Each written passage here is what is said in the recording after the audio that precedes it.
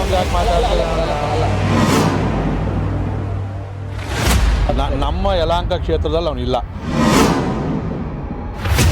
But ಪಕ್ಷದಲ್ಲಿ ಅಧಿಕೃತವಾಗಿ ಇನ್ನೂ ಕೂಡ ಜವಾಬ್ದಾರಿ ಇರೋದ್ರಿಂದ ಅವರು ಇದ್ದಾರೆ. ಅವರು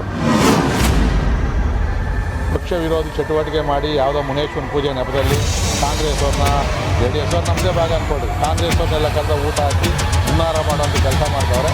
ಅವ್ರ ಸ್ವಭಾವನೇ ಇದೇ ಗಲೀಜ್ ಕೆಲಸನೇ ಒಂದು. ಸೊ ಅವ್ರಿಗೆ ಯಾವ ಥರ ನಾವು ಬುದ್ಧಿ ಕಲಿಸ್ಬೇಕು ನಮ್ಮ ಕ್ಷೇತ್ರದ ಕಾರ್ಯಕರ್ತರು ಮಾಡ್ತಾರೆ.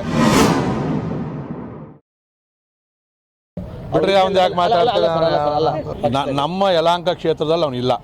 ಬಟ್ ಪಕ್ಷದಲ್ಲಿ ಅಧಿಕೃತವಾಗಿ ಇನ್ನೂ ಕೂಡ ಜವಾಬ್ದಾರಿ ಇರೋದ್ರಿಂದ ಅವರು ಇದ್ದಾರೆ. ಅವರು ಮೊನ್ನೆ ಕೂಡ ನೆನ್ನೆ ಪಕ್ಷ ವಿರೋಧಿ ಚಟುವಟಿಕೆ ಮಾಡಿ ಯಾವುದೋ ಮುನೇಶ್ವರನ ಪೂಜೆ ನೆಪದಲ್ಲಿ ಕಾಂಗ್ರೆಸ್ ಅವ್ರನ್ನ JDS ಅವ್ರು ನಮ್ಮದೇ ಭಾಗ ಅಂದ್ಕೊಳ್ರಿ, ಕಾಂಗ್ರೆಸ್ ಅವ್ರನ್ನೆಲ್ಲ ಕರೆದ ಊಟ ಹಾಕಿ ಹುನ್ನಾರ ಮಾಡೋಂಥ ಕೆಲಸ ಮಾಡ್ತಾವ್ರೆ.